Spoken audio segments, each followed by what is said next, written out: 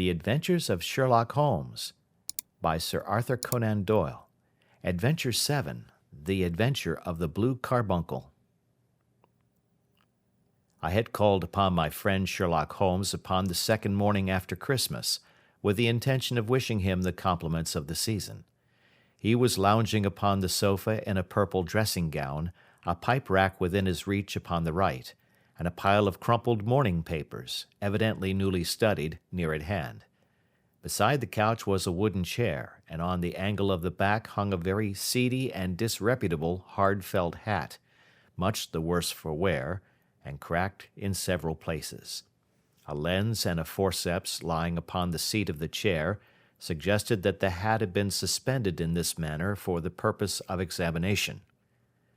"You are engaged," said I. "Perhaps I interrupt you." "Not at all. I am glad to have a friend with whom I can discuss my results. The matter is a perfectly trivial one." He jerked his thumb in the direction of the old hat. "But there are points in connection with it which are not entirely devoid of interest and even of instruction." I seated myself in his armchair and warmed my hands before his crackling fire, for a sharp frost had set in, and the windows were thick with the ice crystals. "I suppose," I remarked, "that, homely as it looks, this thing has some deadly story linked on to it, that it is the clue which will guide you in the solution of some mystery and the punishment of some crime." No crime," said Sherlock Holmes, laughing. "Only one of those whimsical little incidents which will happen when you have 4,000,000 human beings all jostling each other within the space of a few square miles. Amid the action and reaction of so dense a swarm of humanity, every possible combination of events may be expected to take place, and many a little problem will be presented which may be striking and bizarre without being criminal. We already had experience of such." "So much so," I remarked, "that of the last 6 cases which I have added to my notes, 3 have been entirely free of any legal crime." "Precisely. You allude to my attempt to recover the Irene Adler papers, to the singular case of Miss Mary Sutherland, and to the adventure of the man with the twisted lip. Well, I have no doubt that this small matter will fall into the same innocent category. You know Peterson, the commissionaire?" "Yes." "It is to him that this trophy belongs?" "It is his hat." No, he found it. Its owner is unknown. I beg that you will look upon it not as a battered billycock, but as an intellectual problem. And first, as to how it came here. It arrived upon Christmas morning, in company with good fat goose, which is, I have no doubt, roasting at this moment in front of Peterson's fire. The facts are these. About 4 o'clock on Christmas morning, Peterson, who, as you know, is a very honest fellow, was returning from some small jollification, and was making his way homeward down Tottenham Court Road.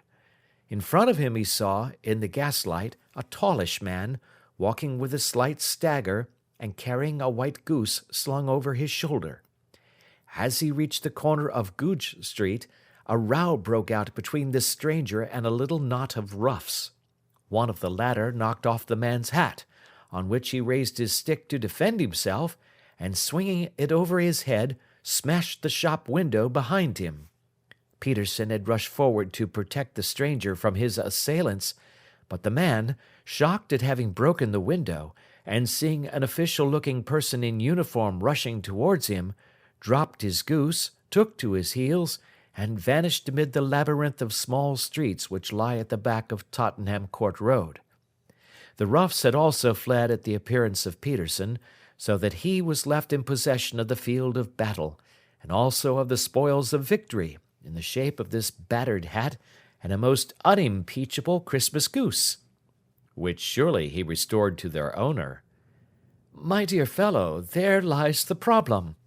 It is true that 'For Mrs. Henry Baker' was printed upon a small card which was tied to the bird's left leg, and it is also true that the initials H.B. are legible upon the lining of his hat, but as there are some thousands of Bakers, and some hundreds of Henry Bakers in this city of ours, It is not easy to restore lost property to any one of them." What then did Peterson do? He brought round both hat and goose to me on Christmas morning, knowing that even the smallest problems are of interest to me. The goose we retained until this morning, when there were signs that, in spite of the slight frost, it would be well that it should be eaten without unnecessary delay. Its finder has carried it off, therefore, to fulfill the ultimate destiny of a goose, while I continue to retain the hat of the unknown gentleman who lost his Christmas dinner. Did he not advertise? No. Then what clue could you have as to his identity? Only as much as we can deduce. From his hat? Precisely. But you are joking. What can you gather from this old battered felt? Here is my lens. You know my methods. What can you gather yourself as to the individuality of the man who has worn this article? I took the tattered object in my hands and turned it over rather ruefully. It was a very ordinary black hat of the usual round shape, hard and much the worse for wear. The lining had been of red silk, but was a good deal discolored. There was no maker's name, but, as Holmes had remarked, the initials H.B. were scrawled upon one side. It was pierced in the brim for a hat securer, but the elastic was missing. For the rest, it was cracked, exceedingly dusty, and spotted in several places, although there seemed to have been some attempt to hide the discolored patches by smearing them with ink.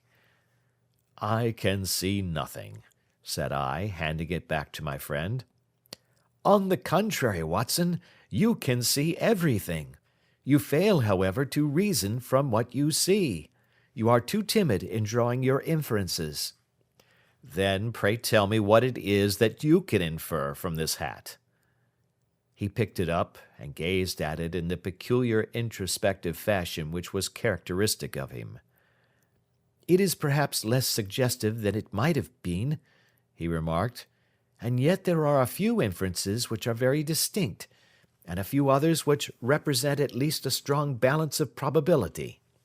That the man was highly intellectual is of course obvious upon the face of it, and also that he was fairly well-to-do within the last 3 years, although he has now fallen upon evil days. He had foresight, but has less now than formerly, pointing to a moral retrogression, which, when taken with the decline of his fortunes, seems to indicate some evil influence, probably drink, at work upon him. This may account also for the obvious fact that his wife has ceased to love him." "My dear Holmes!" "He has, however, retained some degree of self-respect," he continued, disregarding my remonstrance. "He is a man who leads a sedentary life, goes out little, is out of training entirely, is middle-aged, has grizzled hair which he has had cut within the last few days, and which he anoints with lime cream. These are the more patent facts which are to be deduced from this hat. Also, by the way, that it is extremely improbable that he has gas laid on in his house." "You are certainly joking, Holmes." "Not in the least. Is it possible that even now, when I give you these results, you are unable to see how they are attained?" "I have no doubt that I am very stupid, but I must confess that I am unable to follow you. For example, how did you deduce that this man was intellectual?" For answer, Holmes clapped the hat upon his head. It came right over the forehead and settled upon the bridge of his nose. "It is a question of cubic capacity," said he. "A man with so large a brain must have something in it." "The decline of his fortunes, then?" "This hat is 3 years old. These flat brims curled at the edge came in then. It is a hat of the very best quality. Look at the band of ripped silk and the excellent lining. If this man could afford to buy so expensive a hat 3 years ago, and has had no hat since, then he has assuredly gone down in the world." "Well, that is clear enough, certainly. But how about the foresight and the moral retrogression?" Sherlock Holmes laughed. Here is the foresight, said he, putting his finger upon the little disc and loop of the hat securer. They are never sold upon hats. If this man ordered one, it is a sign of a certain amount of foresight, since he went out of his way to take this precaution against the wind. But since we see that he has broken the elastic and has not troubled to replace it, it is obvious that he has less foresight now than formerly, which is a distinct proof of a weakening nature. On the other hand, he has endeavored to conceal some of these stains upon the felt by daubing them with ink, which is a sign that he has not entirely lost his self-respect. Your reasoning is certainly plausible. The further points, that he is middle-aged, that his hair is grizzled, that it has been recently cut, and that he uses lime cream, are all to be gathered from a close examination of the lower part of the lining. The lens discloses a large number of hair ends, clean cut by the scissors of the barber. They all appear to be adhesive, and there is a distinct odor of lime cream. This dust, you will observe, is not the gritty grey dust of the street, but the fluffy brown dust of the house, showing that it has been hung up indoors most of the time, while the marks of moisture upon the inside are proof positive that the wearer perspired very freely, and could therefore hardly be in the best of training. But his wife, you said that she had ceased to love him. This hat has not been brushed for weeks. When I see you, my dear Watson, with a week's accumulation of dust upon your hat, and when your wife allows you to go out in such a state, I shall fear that you also have been unfortunate enough to lose your wife's affection. But he might be a bachelor. Nay, he was bringing home the goose as a peace offering to his wife. Remember the card upon the bird's leg. You have an answer to everything. But how on earth do you deduce that the gas is not laid on in his house? One tallow stain, or even two, might come by chance, but when I see no less than 5, I think that there can be little doubt that the individual must be brought into frequent contact with burning tallow. Walks upstairs at night, probably, with his hat in one hand and a guttering candle in the other. Anyhow, he never got tallow stains from a gas jet. Are you satisfied? Well, it is very ingenious, said I, laughing. But since, as you said just now, there has been no crime committed, and no harm done save the loss of a goose, all this seems to be rather a waste of energy. Sherlock Holmes had opened his mouth to reply, when the door flew open, and Peterson, the commissionaire, rushed into the apartment with flushed cheeks and the face of a man who is dazed with astonishment. "The goose, Mr. Holmes, the goose, sir," he gasped. "Eh? What of it, then? Has it returned to life and flapped off through the kitchen window?" Holmes twisted himself round upon the sofa to get a fairer view of the man's excited face. "See here, sir, see what my wife found in its crop." He held out his hand and displayed upon the centre of the palm a brilliantly scintillating blue stone, rather smaller than a bean in size, but of such purity and radiance that it twinkled like an electric point in the dark hollow of his hand. Sherlock Holmes sat up with a whistle. "By Jove, Peterson," said he, "this is a treasure trove indeed. I suppose you know what you have got." "A diamond, sir. A precious stone. It cuts into glass as though it were putty." "It's more than a precious stone. It is the precious stone." "Not the Countess of Morcar's Blue Carbuncle," I ejaculated. "Precisely so. I ought to know its size and shape, seeing that I have read the advertisement about it in the Times every day lately. It is absolutely unique, and its value can only be conjectured, but the reward offered of £1,000 is certainly not within a 20th part of the market price." £1,000! Great Lord of mercy! The commissionaire plumped down into a chair and stared from one to the other of us. "That is the reward, and I have reason to know that there are sentimental considerations in the background which would induce the Countess to part with half her fortune if she could but recover the gem. It was lost, if I remember aright, at the Hotel Cosmopolitan, I remarked. Precisely so, on December 22nd, just 5 days ago. John Horner, a plumber, was accused of having abstracted it from the lady's jewel case. The evidence against him was so strong that the case has been referred to the assizes. I have some account of the matter here, I believe. He rummaged amid his newspapers, glancing over the dates, until at last he smoothed one out, doubled it over, and read the following paragraph. Hotel Cosmopolitan jewel robbery. John Horner, 26, plumber, was brought up upon the charge of having upon the 22nd instant abstracted from the jewel case of the Countess of Morcar the valuable gem known as the Blue Carbuncle.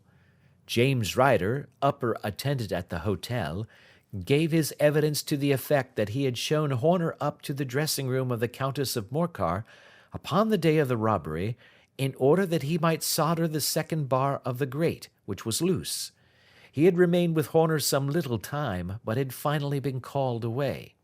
On returning, he found that Horner had disappeared, that the bureau had been forced open, and that the small morocco casket in which, as it afterwards transpired, the Countess was accustomed to keep her jewel, was lying empty upon the dressing-table. Ryder instantly gave the alarm, and Horner was arrested the same evening, but the stone could not be found either upon his person or in his rooms.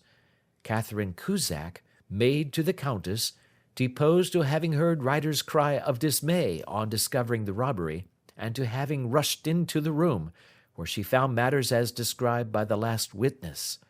Inspector Bradstreet, B Division, gave evidence as to the arrest of Horner, who struggled frantically, and protested his innocence in the strongest terms. Evidence of a previous conviction for robbery having been given against the prisoner, the magistrate refused to deal summarily with the offence, but referred it to the assizes. Horner, who had shown signs of intense emotion during the proceedings, fainted away at the conclusion and was carried out of court. So much for the police court, said Holmes thoughtfully, tossing aside the paper. The question for us now to solve is the sequence of events leading from a rifled jewel case at one end to the crop of a goose in Tottenham Court Road at the other. You see, Watson, our little deductions have suddenly assumed a much more important and less innocent aspect. Here is the stone. The stone came from the goose, and the goose came from Mr. Henry Baker, the gentleman with the bad hat, and all the other characteristics with which I have bored you. So now we must set ourselves very seriously to finding this gentleman and ascertaining what part he has played in this little mystery. To do this, we must try the simplest means first, and these lie undoubtedly in an advertisement in all the evening papers. If this fail, I shall have recourse to other methods. What will you say? Give me a pencil and that slip of paper. Now then, found at the corner of Goodge Street, a goose and a black felt hat. Mr. Henry Baker can have the same by applying at 6:30 this evening at 221B Baker Street. That is clear and concise. Very, but will he see it? Well, he is sure to keep an eye on the papers, since, to a poor man, the loss was a heavy one. He was clearly so scared by his mischance in breaking the window, and by the approach of Peterson, that he thought of nothing but flight. But since then he must have bitterly regretted the impulse which caused him to drop his bird. Then again, the introduction of his name will cause him to see it, for everyone who knows him will direct his attention to it. Here you are, Peterson. Run down to the advertising agency and have this put in the evening papers. In which, sir? Oh, in the Globe, Star, Pall Mall, St. James's, Evening News, Standard, Echo, and any others that occur to you. Very well, sir. And this stone? Ah, yes. I shall keep the stone. Thank you. And I say, Peterson, just buy a goose on your way back and leave it here with me, for we must have one to give to this gentleman in place of the one which your family is now devouring." When the commissionaire had gone, Holmes took up the stone and held it against the light. "It's a bonny thing," said he. "Just see how it glints and sparkles. Of course it is the nucleus and focus of crime. Every good stone is. They are the devil's pet baits. In the larger and older jewels, every facet may stand for a bloody deed. This stone is not yet 20 years old. It was found in the banks of the Amoy River in southern China, and is remarkable in having every characteristic of the carbuncle, save that it is blue in shade instead of ruby red. In spite of its youth, it has already a sinister history. There have been 2 murders, a vitriol throwing, a suicide, and several robberies brought about for the sake of this 40-grain weight of crystallized charcoal. Who would think that so pretty a toy would be a purveyor to the gallows and the prison? I'll lock it up in my strong box now and drop a line to the Countess to say that we have it." "Do you think that this man Horner is innocent?" "I cannot tell." "Well, then, do you imagine that this other one, Henry Baker, had anything to do with the matter?" "It is, I think, much more likely that Henry Baker is an absolutely innocent man, who had no idea that the bird which he was carrying was of considerably more value than if it were made of solid gold. That, however, I shall determine by a very simple test, if we have an answer to our advertisement." "And you can do nothing until then?" "Nothing." "In that case, I shall continue my professional round. But I shall come back in the evening at the hour you have mentioned, for I should like to see the solution of so tangled a business." "Very glad to see you. I dine at 7. There is a woodcock, I believe. By the way, in view of recent occurrences, perhaps I ought to ask Mrs. Hudson to examine its crop." I had been delayed at a case, and it was a little after 6:30 when I found myself in Baker Street once more. As I approached the house I saw a tall man in a Scotch bonnet, with a coat which was buttoned up to its chin, waiting outside in the bright semicircle which was thrown from the fanlight. Just as I arrived the door was opened, and we were shown up together to Holmes's room. "Mr. Henry Baker, I believe," said he, rising from his armchair and greeting his visitor with the easy air of geniality which he could so readily assume. "Pray take this chair by the fire, Mr. Baker. It is a cold night, and I observe that your circulation is more adapted for summer than for winter. Ah, Watson, you have just come at the right time. Is that your hat, Mr. Baker?" "Yes, sir, that is undoubtedly my hat." He was a large man with rounded shoulders, a massive head, and a broad, intelligent face, sloping down to a pointed beard of grizzled brown. A touch of red in nose and cheeks, with a slight tremor of his extended hand, recalled Holmes's surmise as to his habits. His rusty black frock coat was buttoned right up in front, with the collar turned up, and his lank wrists protruded from his sleeves without a sign of cuff or shirt. He spoke in a slow staccato fashion, choosing his words with care, and gave the impression generally of a man of learning and letters, who had had ill usage at the hands of fortune. "We have retained these things for some days," said Holmes, "because we expected to see an advertisement from you giving your address. I am at a loss to know why you did not advertise." Our visitor gave a rather shamefaced laugh. "Shillings have not been so plentiful with me as they once were," he remarked. "I had no doubt that the gang of roughs who assaulted me had carried off both my hat and the bird. I did not care to spend more money in a hopeless attempt at recovering them." "Very naturally. By the way, about the bird, we were compelled to eat it." "To eat it?" Our visitor half rose from his chair in his excitement. Yes, it would have been of no use to anyone had we not done so. But I presume that this other goose upon the sideboard, which is about the same weight and perfectly fresh, will answer your purpose equally well?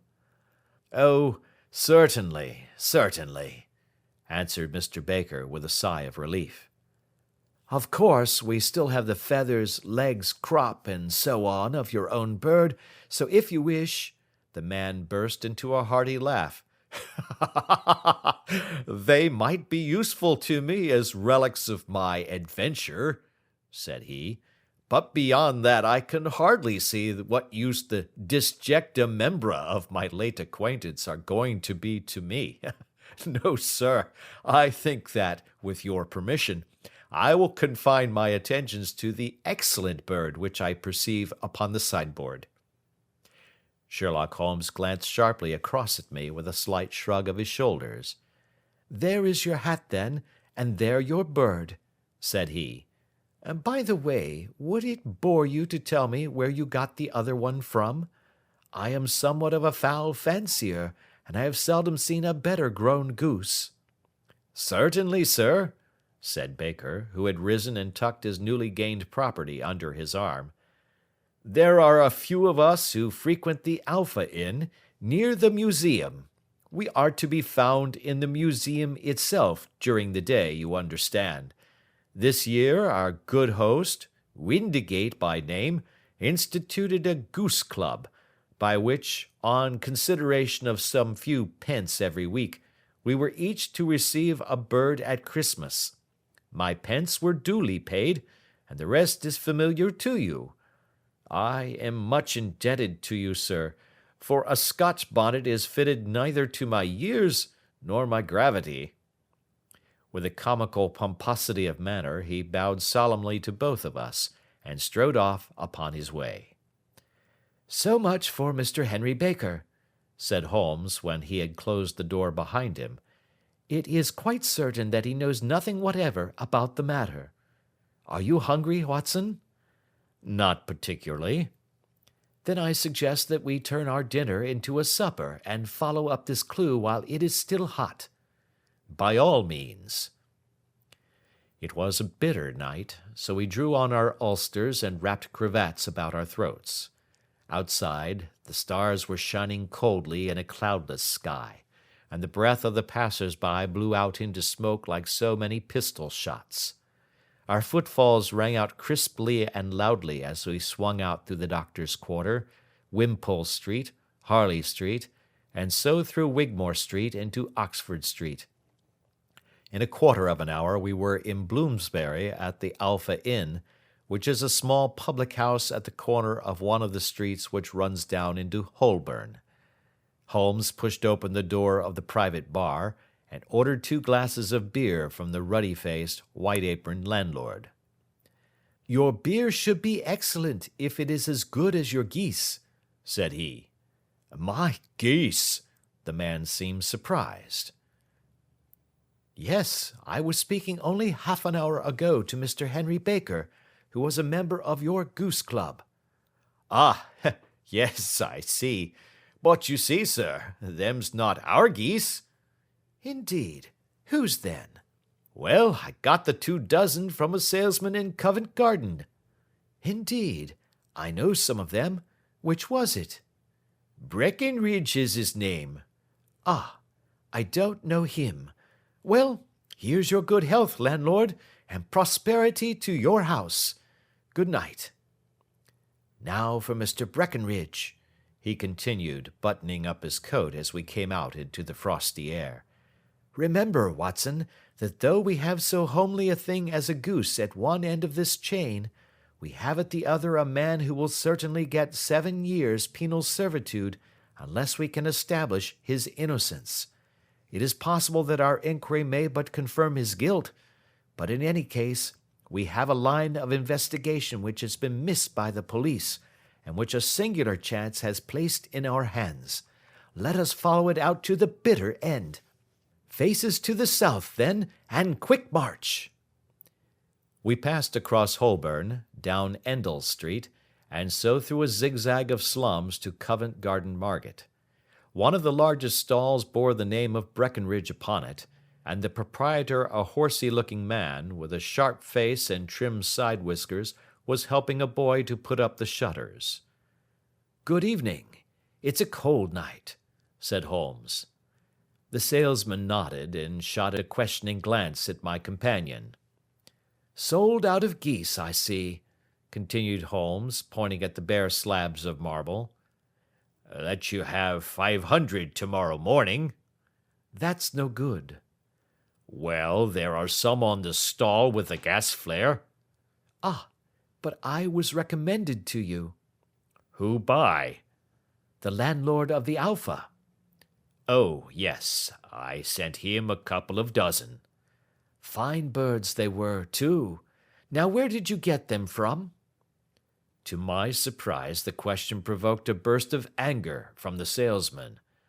"Now then, mister," said he, with his head cocked and his arms akimbo, "what are you driving at?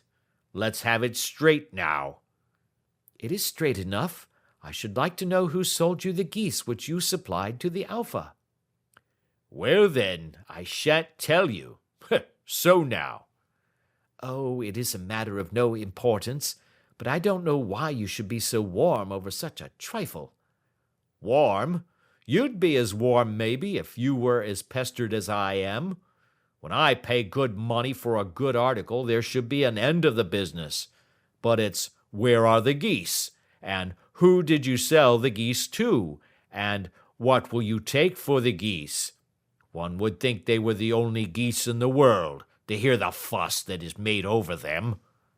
"Well, I have no connection with any other people who have been making inquiries," said Holmes carelessly. "If you won't tell us, the bet is off, that is all. But I'm always ready to back my opinion on a matter of fowls, and I have a fiver on it that the bird I ate is country bred." "Well, then, you've lost your fiver, for it's town bred," snapped the salesman. "It's nothing of the kind." "I say it is." "I don't believe it." "Do you think you know more about fowls than I, who have handled them ever since I was a nipper? I tell you, all those birds that went to the Alpha were town bred."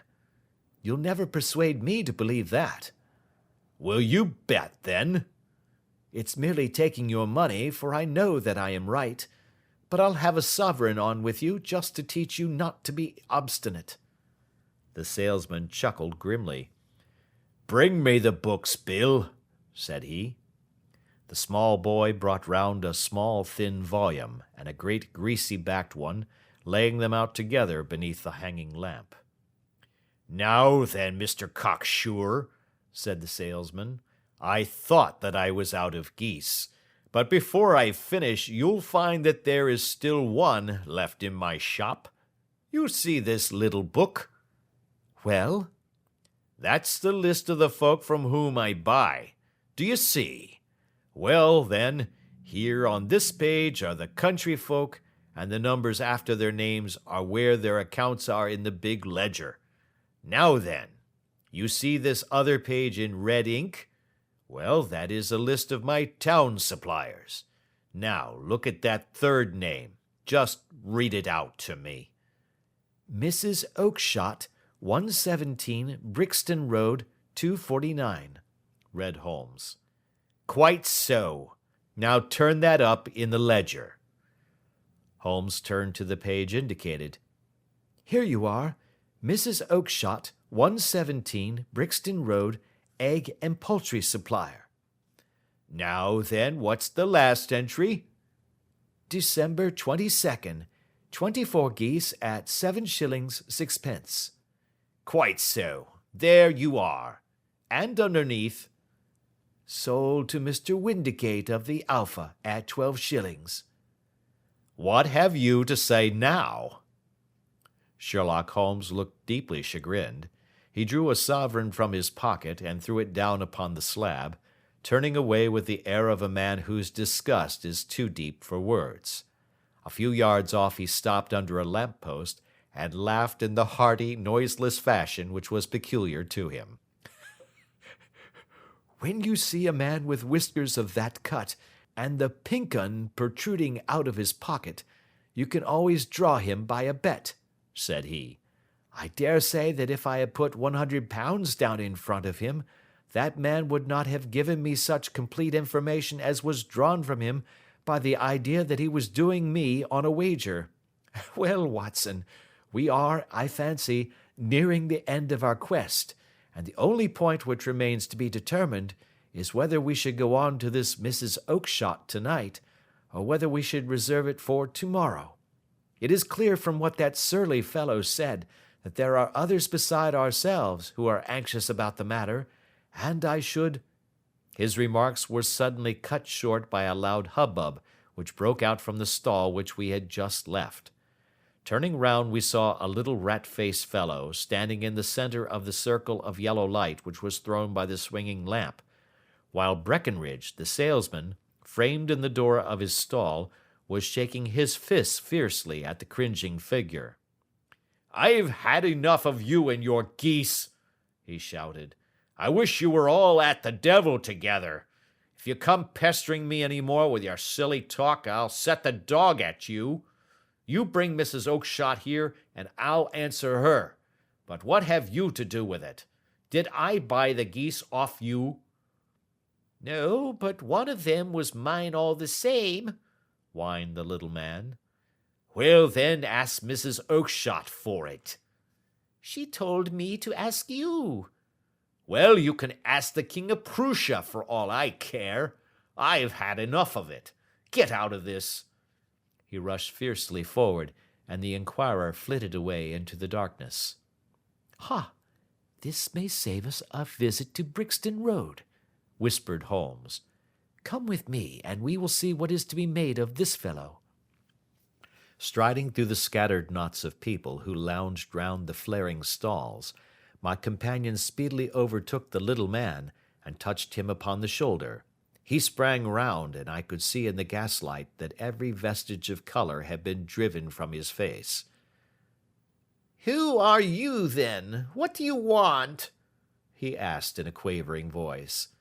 "You will excuse me," said Holmes blandly, "but I could not help overhearing the questions which you put to the salesman just now. I think that I could be of assistance to you." "You? Who are you? How could you know anything of the matter?" "My name is Sherlock Holmes. It is my business to know what other people don't know." "But you can know nothing of this." "Excuse me, I know everything of it. You are endeavouring to trace some geese which were sold by Mrs. Oakshott, of Brixton Road, to a salesman named Breckenridge, by him in turn to Mr. Windigate, of the Alpha, and by him to his club, of which Mr. Henry Baker is a member." "Oh, sir, you are the very man which I have longed to meet," cried the little fellow with outstretched hands and quivering fingers. "I can hardly explain to you how interested I am in this matter." Sherlock Holmes hailed a four-wheeler which was passing. "In that case we had better discuss it in a cosy room rather than in this wind-swept market-place," said he. "But pray tell me, before we go farther, who it is that I have the pleasure of assisting." The man hesitated for an instant. "My name is John Robinson," he answered with a sidelong glance. "No, no, the real name," said Holmes sweetly. "It is always awkward doing business with an alias." A flush sprang to the white cheeks of the stranger. "Well, then," said he, "my real name is James Ryder." "Precisely so. Head attendant at the Hotel Cosmopolitan. Pray step into the cab, and I shall soon be able to tell you everything which you would wish to know." The little man stood glancing from one to the other of us with half-frightened, half-hopeful eyes, as one who is not sure whether he is on the verge of a windfall or of a catastrophe. Then he stepped into the cab, and in half an hour we were back in the sitting-room at Baker Street. Nothing had been said during our drive, but the high, thin breathing of our new companion, and the claspings and unclaspings of his hands, spoke of the nervous tension within him. "Here we are," said Holmes cheerily as we filed into the room. "The fire looks very seasonable in this weather. You look cold, Mr. Ryder. Pray take the basket chair. I will just put on my slippers before we settle this little matter of yours. Now then, you want to know what became of those geese?" "Yes, sir." "Or rather, I fancy, of that goose. It was one bird, I imagine, in which you were interested, white, with a black bar across the tail." Ryder quivered with emotion. "Oh, sir," he cried, "can you tell me where it went to?" "It came here." "Here?" "Yes, and a most remarkable bird it proved. I don't wonder that you should take an interest in it. It laid an egg after it was dead, the bonniest, brightest little blue egg that ever was seen. I have it here in my museum." Our visitor staggered to his feet and clutched the mantelpiece with his right hand. Holmes unlocked his strong box and held up the blue carbuncle, which shone out like a star with a cold, brilliant, many-pointed radiance. Ryder stood glaring with a drawn face, uncertain whether to claim or to disown it. "The game's up, Ryder," said Holmes quietly. "Hold up, man, or you'll be into the fire. Give him an arm back into his chair, Watson. He's not got blood enough to go in for felony with impunity. Give him a dash of brandy. So, now he looks a little more human. What a shrimp it is, to be sure." For a moment he had staggered and nearly fallen, but the brandy brought a tinge of color into his cheeks, and he sat staring with frightened eyes at his accuser. "I have almost every link in my hands, and all the proofs which I could possibly need, so there is little which you need tell me. Still, that little may as well be cleared up to make the case complete. You had heard, Ryder, of this blue stone of the Countess of Morcar's?" "It was Catherine Cusack who told me of it," he said in a cracking voice. "I see. Her ladyship's waiting maid. Well, the temptation of sudden wealth so easily acquired was too much for you, as it has been for better men before you, but you were not very scrupulous in the means you used.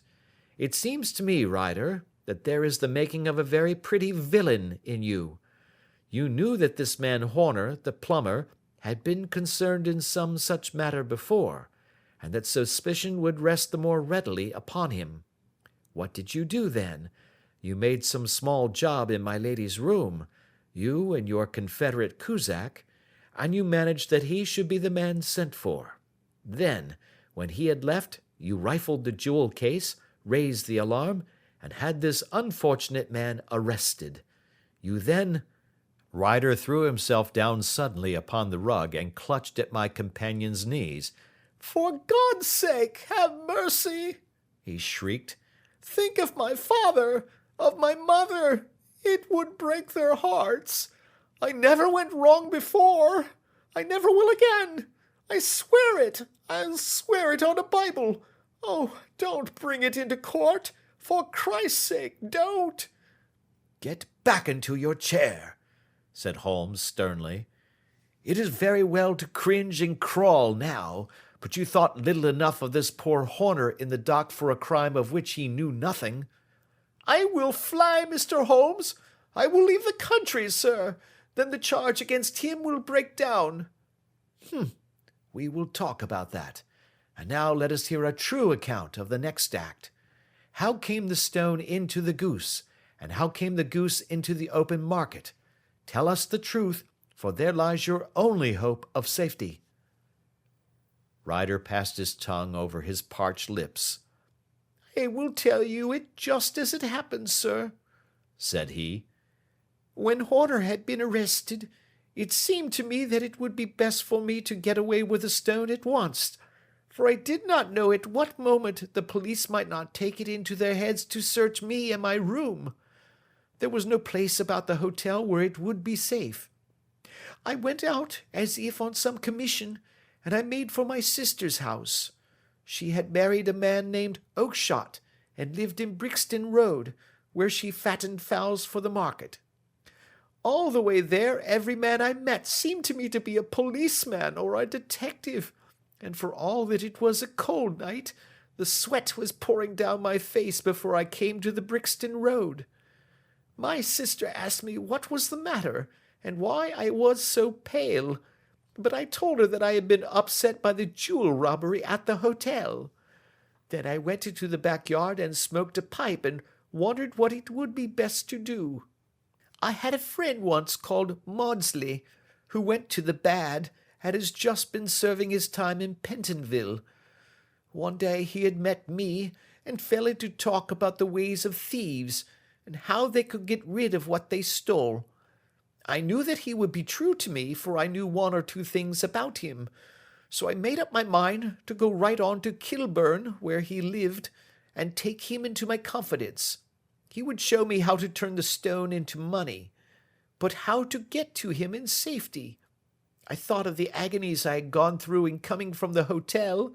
I might at any moment be seized and searched, and there would be the stone in my waistcoat pocket. I was leaning against the wall at the time, and looking at the geese which were waddling about round my feet, and suddenly an idea came into my head which showed me how I could beat the best detective that ever lived. My sister had told me some weeks before that I might have the pick of her geese for a Christmas present, and I knew that she was always as good as her word. I would take my goose now, and in it I would carry my stone to Kilburn. There was a little shed in the yard, and behind this I drove one of the birds, a fine big one, white with a barred tail. I caught it, and prying its bill open, I thrust the stone down its throat as far as my finger could reach. The bird gave a gulp, and I felt the stone pass along its gullet and down into its crop. But the creature flapped and struggled, and out came my sister to know what was the matter. As I turned to speak to her, the brute broke loose and fluttered off among the others. "Whatever were you doing with that bird, Jim?" says she. "Well," says I, "you said you'd give me one for Christmas, and I was feeling which was the fattest." "Oh," says she, "we've set yours aside for you. Jem's bird, we call it. It's the big white one over yonder. There's 26 of them, which makes one for you, and one for us, and 24 for the market." "Thank you, Maggie," says I, "but if it is all the same to you, I'd rather have that one I was handling just now." "The other is a good 3 pound heavier," said she, "and we fattened it expressly for you." "Never mind, I'll have the other, and I'll take it now," said I. "Oh, just as you like," said she, a little huffed. "Which is it you want, then?" "That white one with the barred tail, right in the middle of the flock." "Oh, very well, kill it and take it with you." Well, I did what she said, Mr. Holmes, and I carried the bird all the way to Kilburn. I told my pal what I had done, for he was a man that it was easy to tell a thing like that to. He laughed until he choked, and we got a knife and opened the goose. My heart turned to water, for there was no sign of the stone, and I knew that some terrible mistake had occurred. I left the bird, rushed back to my sister's, and hurried into the backyard. There was not a bird to be seen there. "Where are they all, Maggie?" I cried. "Gone to the dealers, Jem." "Which dealers?" "Breckenridge, of Covent Garden." "But was there another with a barred tail?" I asked. "The same as the one I chose?" "Yes, Jem, there were 2 barred-tailed ones, and I never could tell them apart." Well, then, of course, I saw it all, and I ran off as hard as my feet would carry me to this man Breckenridge, but he had sold the lot at once, and not one word would he tell me as to where they had gone. You heard him yourselves tonight. Well, he has always answered me like that. My sister thinks that I am going mad. Sometimes I think that I am myself, and now I am myself a branded thief, without ever having touched the wealth for which I sold my character. God help me! God help me!" He burst into convulsive sobbing, with his face buried in his hands. There was a long silence, broken only by his heavy breathing and by the measured tapping of Sherlock Holmes's fingertips upon the edge of the table. Then my friend rose and threw open the door. "Get out," said he. "What, sir? Oh, heaven bless you!" "No more words. Get out." And no more words were needed. There was a rush, a clatter upon the stairs, the bang of a door, and the crisp rattle of running footfalls from the street. "After all, Watson," said Holmes, reaching up his hand for his clay pipe, "I am not retained by the police to supply their deficiencies. If Horner were in danger, it would be another thing, but this fellow will not appear against him, and the case must collapse. I suppose that I am commuting a felony, but it is just possible that I am saving a soul. This fellow will not go wrong again. He is too terribly frightened. Send him to jail now, and you will make him a jailbird for life. Besides, it is the season of forgiveness. Chance has put in our way a most singular and whimsical problem, and its solution is its own reward. If you will have the goodness to touch the bell, Doctor, we will begin another investigation, in which also a bird will be the chief feature." End of Adventure 7.